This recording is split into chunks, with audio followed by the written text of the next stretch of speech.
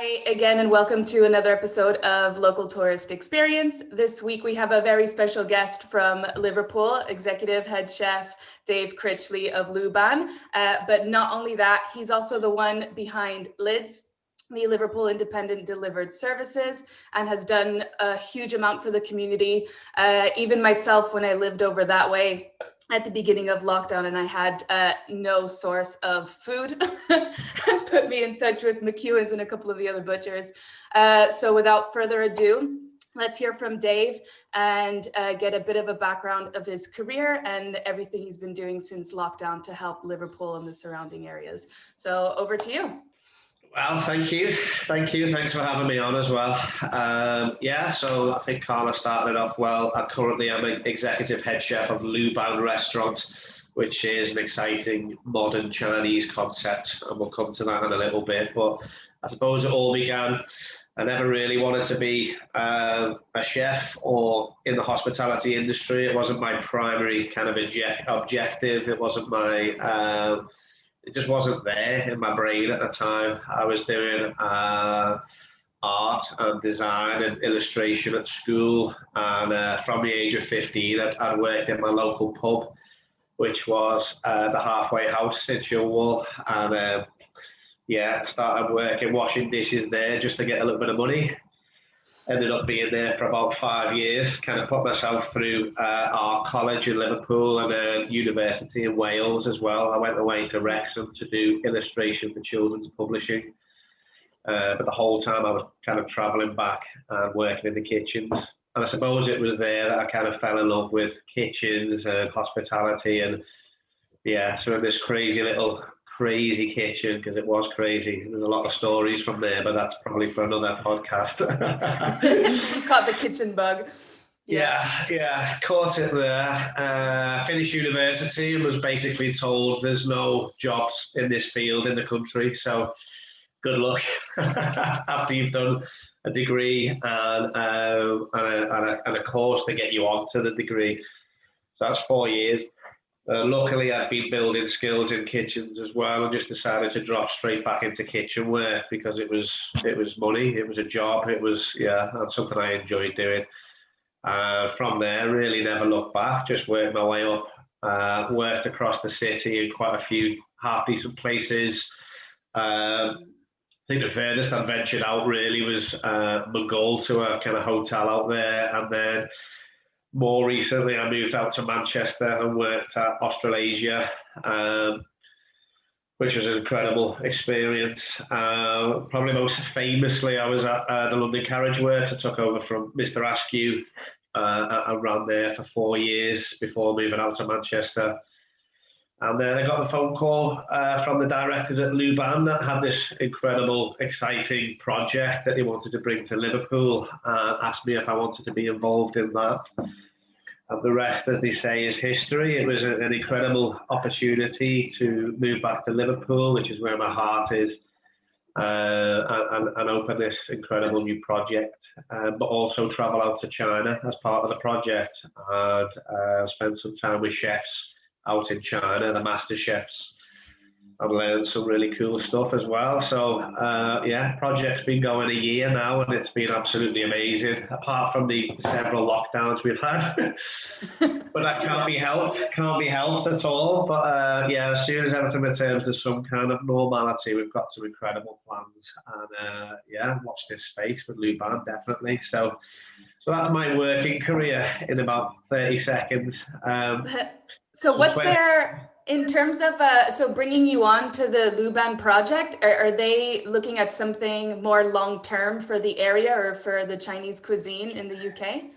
Yes, so the Luban project, really, the restaurant is just a showcase. It's just it's the showcase for the rest of the projects, which is bringing traditional Chinese culinary arts to the UK, the likes of which that most people have never seen before.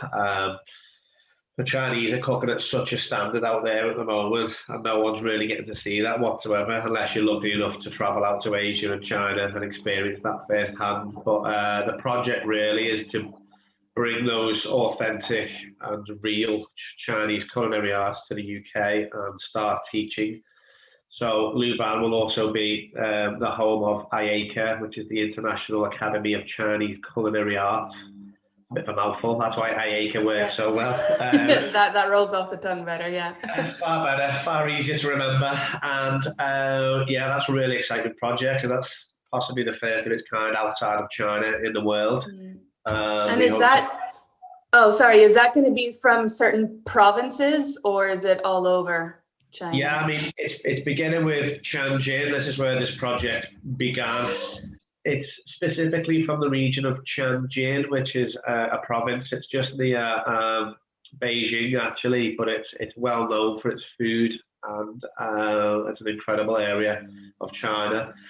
And that's where we'll focus to begin with. The kind of money, the backing has come from Tianjin and from the Tianjin Food Group, who are obviously based in Tianjin, but they are a nationwide Chinese food company, one of the biggest out there, and they're putting the money forwards for this. So it will start with Tianjin, and then we may see us move into certain different regional areas of China as well. But yeah, it's a very exciting project.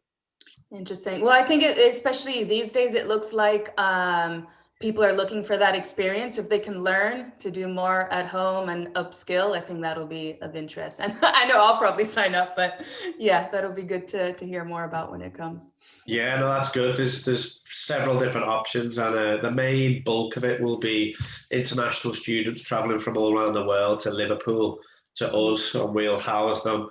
They'll learn English at John Moores University. They will spend time with us, then learning the recipes and learning how to operate an English-style business, if that makes sense. Although it is Chinese culinary arts, there's certain ways that we operate Luban, and that's what we'll be teaching to the students.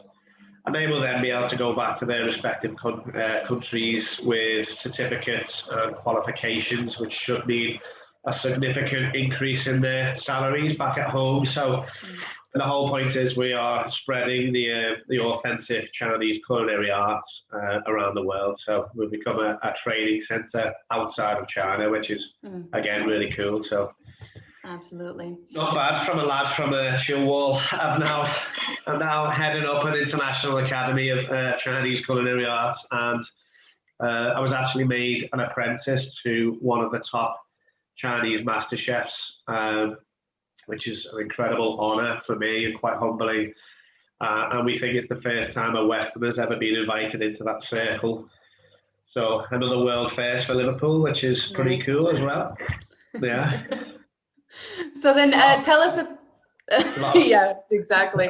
So do you do a lot of the Chinese cooking at home? Because I know for me, I love, especially these days, I love to go to the Oriental supermarkets.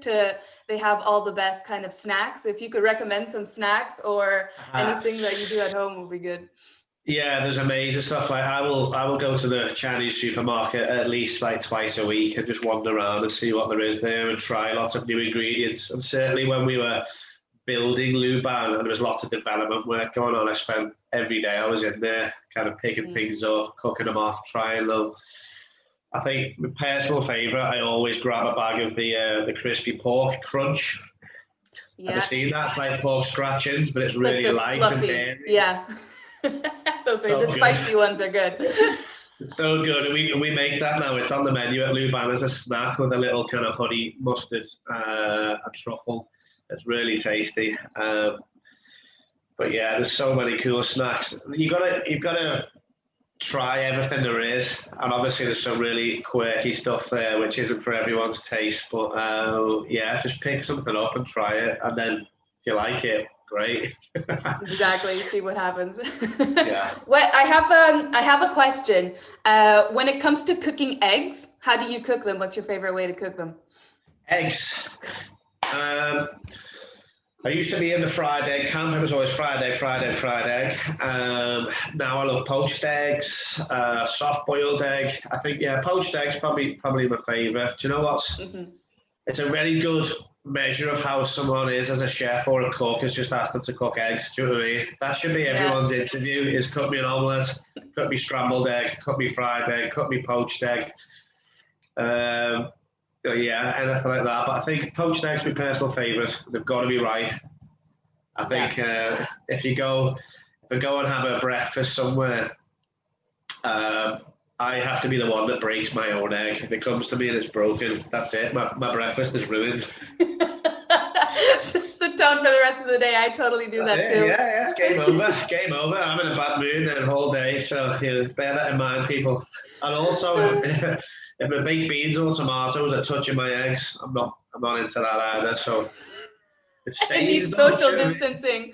Yeah, social distancing. Not everything not touching, but there's certain things that shouldn't touch certain things. Yeah, no, I agree. I get that. I think it was one of the things, well, when I used to work on the hotel side of things and staying in a lot of them, it's you just judge the breakfast. It just says everything.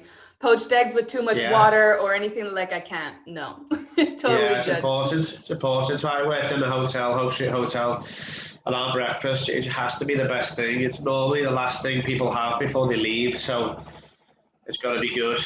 So tell me more about when lockdown hit and everything sort of went to pot.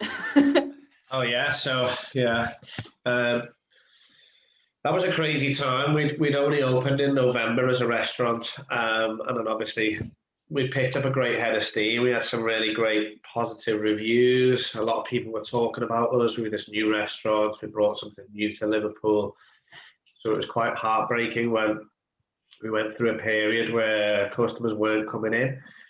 The government weren't really giving us any guidance whatsoever, so we were trying to stay open, but it was hard, and we were just watching the numbers dropping and dropping and dropping, but our bills was obviously remaining high. We had salaries to pay. We didn't know whether we were going to be able to afford to keep the staff on, whether we should start making redundancies. It was just a really horrible few weeks, but eventually, I mean, we took the decision to close. We emptied out all the fridges, all the freezers, and we went around the city and just donated all the food out to where we could get it to. So the youth hostels, sorry, not youth hostels, we delivered all the food out to kind of homeless shelters and food banks and places like that, and places where we thought the food could be used for good. And then we closed the doors, we cleaned the place down, and we left. And then obviously that was the correct decision. About 2 or 3 days later, the announcement came that everywhere had to close, and at least then we knew we made the right decision. And once the furlough came into play, then we knew all the staff were safe as well, and that was pretty nice feeling to finally have that relief of right, okay, everything's going to be all right, we think. Especially after all that confusion, I think just having that clarity was really nice and a big relief. But then it got my brain thinking. I was watching the supermarkets, and the shelves were empty, and there was these heartbreaking images of like old people getting to the supermarkets, and there was nothing there. Do you know what I mean? So that kind of got my brain thinking. There was like, there's loads of people that can't access food. There's people who are shielding, self-isolating. We need to do something for them. So I spoke to the suppliers, because obviously all my suppliers were like not really sure what to do. All the restaurants have closed, so what's going to happen? The shops can't open physically as shops either, we don't think, at this time. So we then decided to set up LIDS, which was basically a collaboration of all the suppliers. And we decided, rather than restaurants, we'll deliver to people's homes and get food to people who really need it. And it started off with basically me on the phone for like 11 hours a day for 6 days a week, trying to get food from A to B. People phoning me up saying, I can't get hold of this, can you get it? And I'd phone the suppliers, and yeah, it was crazy. And there was loads of kind of like I can't think of the word, elderly homes, nursing homes, places like that were really struggling just to get the basics for their residents. And that's when LIDS really was like, right, okay, well, we can do this. We can get all your veg, meat, this, that. And then it evolved, luckily, because I was probably on the verge of a mental breakdown on the phone and just writing things down constantly and chasing and all this. So certainly bit off more than I could chew, but we eventually brought some great people on board refined it all, got it into a website, got it into a really easy format for people to use. And we went from strength to strength and went from about 5-6 suppliers, and we're now, I think we're on about 27 suppliers now on LIDS at the moment, and you can get absolutely everything, anything and everything. And like I said, it's evolved from essentials to luxury items, gifting items, and now we're moving into Christmas. It's become a Christmas platform to do your shopping there for food, drink, and other things as well. So yeah, it's been incredible. I mean, the main objective was to help people, and it was to get food to people who couldn't get it. And also it was benefiting the local economy, and it was helping our local businesses survive as well. So it ticked a lot of boxes. So quite happy with how it all kind of panned out in the end. So yeah, it was a busy lockdown for myself. I didn't really get any downtime at all. So yeah. Yeah, I remember seeing it from the other side, where it was just like, well, literally from the beginning, started to see it on the messages on Facebook, and then it just would grow and grow and grow and grow. And now it's, yeah, a one-stop shop, and it's a good example of what you can do if you just switch to online and making things accessible, etc., which is fantastic. And are you looking at going into other areas? Because at the minute it's very much Liverpool, Merseyside, 1 or 2 days a week in the Wirral. How far out do you plan to take it? Yeah, I mean, we've had talks with other people that want to set up a similar project in their own areas, and that would be a kind of, cool franchise out, I suppose. We're happy to do that. For now, we'll focus on the area that we're in and making sure we come through this lockdown period and everyone who we're trying to reach gets the help they need and gets access to what they need. But potentially New Year, we could be looking at other areas. As long as the ethos remains the same, I think that's quite important to me, that it's still local independent suppliers from those areas, and it's the same kind of local community feel to it. I think that's really important. So, but yeah, who knows? Who knows? It could take over. It could take over. I'd like to see similar projects across the country where you can just, instead of going to the big supermarkets, even just once out of the month, you do your big shop with local independents, because that would make such a massive difference to your local economy and to these local businesses as well. So I think it's more important than ever to look after these local guys. They're people from our community. They're the same as me and you. Do you know what I mean? That's someone with a family down the road there. That butcher's got friends and family to look after. That's important. Do you know what I mean? So we should really be embracing local where possible, keeping the money within the local area and supporting local businesses. So yeah, hopefully there's a move. It's something you see a lot on social media, where people want to support local and they say to support local, but then you see the huge queues outside of the big chain fast food restaurants and coffee places. And it's like, well, if you're going to get in the car and drive there for a coffee or whatever the fast food meal is, I'm sure you then, if you're in the position to support local. So I think the more of these projects, the better. And because I know there's a lot of places, well, there's not actually that many, but a few places dotted around the country that are doing the at-home experiences from the restaurant to replicate that, which is great. But being able to then source from suppliers so you can just do like your own groceries, I think would be a big step in the right direction. Yeah, 100%. As I said, people have their habits, and it's going to be hard just to say, right, everyone stop shopping here, because if everyone stopped shopping at the chain supermarkets, there'd be lots of job losses as well. But what we're saying is, like, spread it out. If there's one big shop a month that you go and only go to your local guys, that makes a big difference. It makes a huge difference to them. Whereas that one less shop at that supermarket, it makes zero difference to the supermarket. You know what I mean? That's the difference between these multi-million pound businesses compared to that small family business at the end of the road. So and for the quality as well, like you said, the quality of the products. I think that was one of the main responses we had when we first started, was like, wow, like the quality of this meat's incredible, the quality of these vegetables are brilliant. They're not just going off after 2 days, or do you know what I mean? It's the shelf life as well. These are fresh vegetables that are grown pretty locally. They've not gone through much processing or and they're just far better, far better, tastier, better quality. If you do go local, you can get far better quality than you can get in your supermarket. So. So what about, so being Liverpool born and bred, tell us a bit more about Liverpool, what you like to do. Well, obviously outside of lockdown, but what are the things to do if you're ever outside of the kitchen? Yeah, if I get out of my own personal lockdown, out of the kitchens, I like going and eating out in other places. I like, there's loads of parks in Liverpool and great places to go for walks as well. So you can go down to the waterfront. There's some brilliant parks that you can just wander around.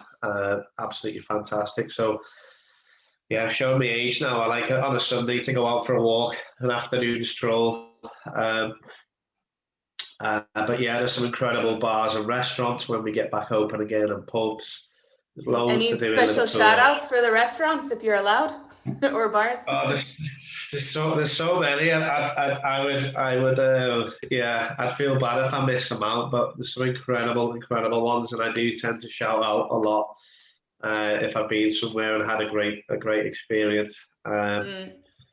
Yeah, I wouldn't want to miss anyone else because I'll get in trouble for that. So It's okay. It's really, they're doing a lot on the independent side, which is what I like to see in Liverpool. As I know Manchester has its own scene and whatever, but I think Liverpool's doing a lot in very different areas as well. It's not just all in one place sort of thing, which is good to see. Yeah, that's pretty cool about Liverpool. Is the little independents are popping up everywhere, and we are quite independent led in terms of the hospitality scene, which is great, really nice. So there's other cities where everything's just chains, so there's only a couple of little independents, where Liverpool is the complete opposite. We've got our chains, obviously, but we've got thousands of independents, and they are really cool and quirky, and there's so many good ones that, my list would be like this. So yeah. Is there any advice? Because I think from talking to various operators, not in Liverpool specifically, but they are struggling to adapt their business in hospitality. Some have done really well and adapted fast or had the money to reinvest, and then others haven't. So is there any specific advice you would give? It's hard. I think you really have to weigh up whether it's worth trying to spend money to get into that market, like the home deliveries, stuff like that.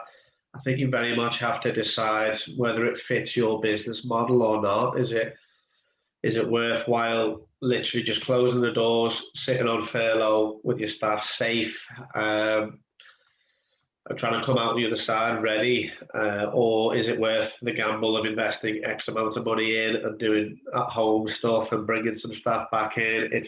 It's very much different for every business out there, and it really has to be what fits your own ethos. But my advice is you do you. Do you know what I mean? What feels right for you is probably the right thing to do for you. There's no set formula for everyone, and I think there was a mad scramble where everyone was just like, what do we do? What do we do? We spent all this money on protective screens and all this, and then we got closed down anyway. So we had a product that was ready to launch straight away in March because it was something that we were thinking of doing before all this. So we were lucky enough to have something market ready that went out, and our kind of cooks at home boxes went out immediately. And then recently we've launched our larger product range now, but we're in a fortunate position to be able to do that. Not everyone can do that. And we felt it was right for us as a business to go and push forward with a product that we already had out in the market. So for us, I think it was the right thing to do, and they've been really popular. It might not work for everybody. And as you will see, the market will just get more and more saturated with everyone trying to do this. So it's very much you do you. If it feels right for you, push ahead and go and do it. Do you know what I mean? And if you're not quite so sure, then just hold fire. We look like we're going to be open for Christmas again under certain regulations and restrictions again. Yeah. So maybe it's just about using this time to get everything ready for relaunch again. So yeah, there's no set formula, and my advice is literally just to be yourselves and do what you're good at doing. And if that means, yeah, diversifying out into the online sales, then by all means, yeah, give it a try if you think it's capable. But yeah, like I said, no set formula. It's a crazy world out there, and you just got to see what works. Do your best. Yeah, and focus on you and not compare. So then can you tell us, just to close things off, tell us a bit more about what we can get in terms of the at-home products and what might be coming up around Christmas? Because I know, well, people are putting their trees up and everything like that. So I think everyone's already planning a few festive experiences. Yeah, I think so. I think we all deserve to have a little bit of an early Christmas. So our decorations are going up early. They're going up today, in fact. So yeah, that's going to be cool.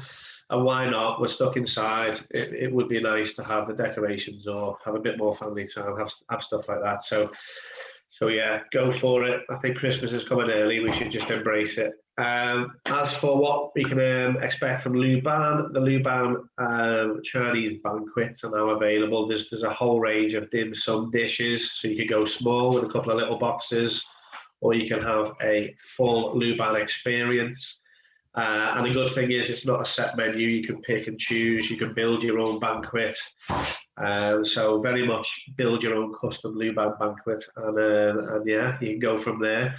LIDS is just getting bigger and bigger by the day, and there's lots of new Christmas hampers, Christmas dinner boxes. All the suppliers on there are gearing up for Christmas as well. So if you're stuck for Christmas gift ideas, look for LIDS. There's some amazing drinks on there as well. The Lost Dock and Rum. There's about 3 gin suppliers now. Loads of wine on there as well, Prosecco. That's looking really cool. But in terms of a bespoke food hamper, there's loads of those offers on as well. So loads of cool new stuff, eh? Yeah. Shopping time. Shopping time, yeah. But all you can do it all from home now during lockdown. Get it all booked in for a delivery slot later in the month as well. So really cool. And you'll be helping support local businesses and also the local community projects that we sponsor as well. So it's all good. It's all good. Well, it all sounds fantastic. I'm looking forward to having a look and browsing. But I'll put the details for people to get in touch if they need to, if you're okay with that. Yeah, of course. Otherwise, is there anything else you want to share before we close off? No, last thing I suppose is you may have seen our response to the holiday hunger, and we managed to raise loads of money for kids' packed lunches, which was incredible. We are doing the same for Christmas. We are going to be bringing a Christmas dinner box to people's houses who may not be able to afford it or maybe struggling. So a full Christmas dinner box. It's going to be called Mission Christmas Secret Santa, because let's stop buying these rubbish gifts for our colleagues that they don't want, and it's just a waste of money, and we could actually be putting that money towards something really positive and make a massive difference in someone's lives at Christmas time. So be the real Secret Santa. There'll be a button on the LIDS site where you can go on and donate, and hopefully, yeah, we can get hundreds and hundreds and hundreds of these Christmas dinner boxes out to families across the city region. And it will make a massive, massive difference. So, yeah, just think of others over Christmas time. It is a time for giving and thinking about others, I think. So, yeah, let's get back to the real meaning of Christmas. Exactly. That's a brilliant concept. Well, thank you very much for your time. That's all right. Thank you very much for having me. Yeah, let's do it.